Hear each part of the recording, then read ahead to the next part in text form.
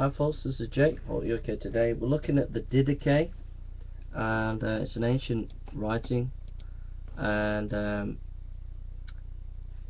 Jonathan Draper writes on the Gospel's Perspective, page 269. Since it was discovered in a monastery in Constantinople and published by P. Bryennios in 1883, the Didache, or the teaching of the 12 Apostles, has continued to be one of the most disputed of early Christian texts. It has been depicted by scholars as anything between the original of the Apostolic Decree of 50 AD and a late arc-chasing fiction of the early 3rd century. It bears no date itself, nor does it make reference to any datable external event, yet the picture of the church which it represents could only be described as primitive, reaching back to the very early stages of the church order and practice, in a way which largely agrees with the picture presented by the New Testament, while at the same time posing questions for many traditional interpretations of the first period of the church life. Fragments of the Didache were found at Oxyrhynchus, 1782, from the 4th century, and a Coptic translation from the 3rd to 4th century. Traces of the use of this text, the high regarded, enjoyed, are widespread in the literature of the 2nd and 3rd centuries, especially in Syria and Egypt.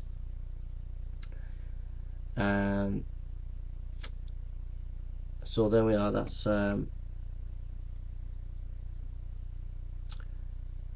Stephen J. Patterson comments on the dating of the Didache on the Gospel of Thomas and Jesus of page 173. Of course, today, when the similarities between the Didache and Barnabas or the Shepherd of Hermas are no longer taken as proof that the Didache is literally dependent upon the documents, the trend is to date the Didache much earlier, at least by the end of the 1st century or the beginning of the 2nd, and in the case of Jean P. Audit, as early as 50 to 70 CE. Dominic Crossan, The Birth of Christianity, page 364, writes, the scribe who copies those 7 texts signed the last leaf as lien notary and sinner, and dated the compilation to June 11, 1056. The Didache then was a small text, 5th among others, mostly larger than itself, lost in a small library in Furnes section of Istanbul, halfway up the west side of the Golden Horn, now known as Codex Hierosolymatenus 54. That volume was removed to the Patriarch at Jerusalem in 1887, where it remains. Earlier Coptic and Ethiopic versions also exist for a few chapters of this text. Especially important are 2 Greek fragments, papyri, Oxyrhynchus 1782, dated in the late 4th century and published by Greenfell and Hunt in 1922. These tiny scraps, about 2 inches by 2 inches apiece, contain 1.3c and 4a and 273 to 32. Despite small differences, the wording of those scraps is very close to Bryennios' text. This is very important confirmation of the basic accuracy of Codex of the Hierosolymatenus 54, given the gulf of centuries between it and the early fragments. Crossan writes concerning the Coptic manuscript, page 379, a Coptic papyrus containing the Didache 10.3b and 12.2a, dated to the end of the 4th or start of the 5th century, was brought in 923 for what was then the British Museum catalogue as British Library Oriental Manuscript 9271. F. Stanley Jones and Paul A. Merrickey offer a photographic reproduction along with an excellent translation and commentary on this document. They conclude that this sheet was originally cut from a roll of papyrus in order to serve as a double leafing codex. So that's some of the textual criticism on the book. So see what time we've got left.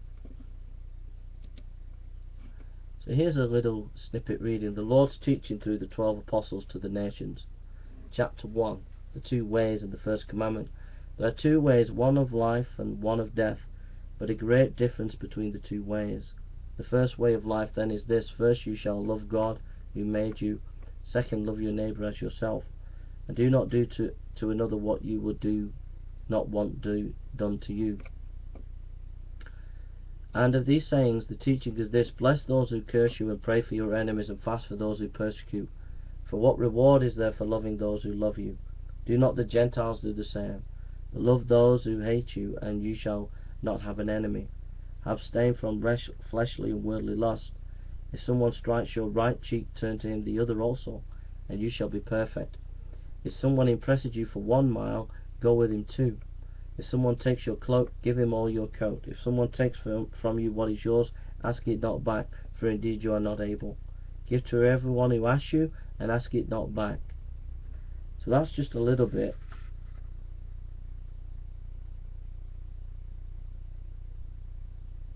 In chapter 7, there's an emphasis on the baptism and teaching on the Father and Son and the Holy Spirit. And in chapter 9 there's teaching on the Eucharist, and it's clear about Christ's death.